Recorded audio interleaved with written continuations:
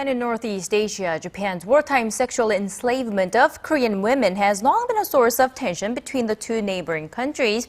And a Japanese professor says public sentiment on the issue has plunged in Japan following Seoul's rejection of Tokyo's efforts to make amends.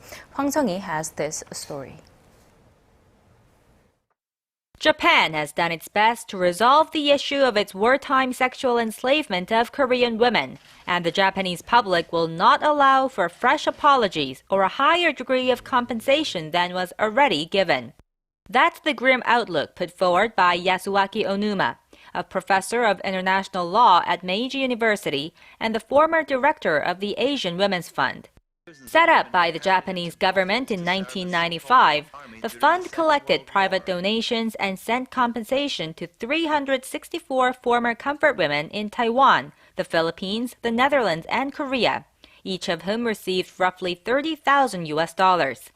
The government also provided direct funding for medical care for the recipients and issued hand-signed letters of apology from then Prime Minister Tomiichi Murayama.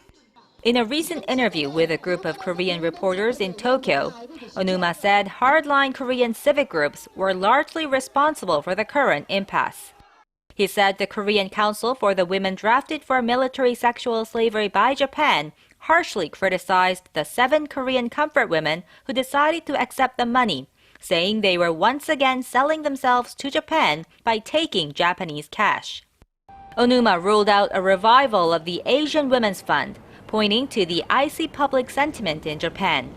He said many Japanese people feel the country put its greatest efforts into resolving the comfort women issue and was rejected by Korea, adding that similar actions will not be allowed amid the current nationalistic tide in Japan.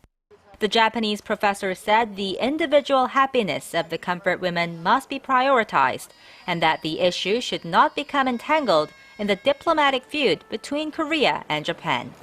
Hwang Sung-hee, Arirang News.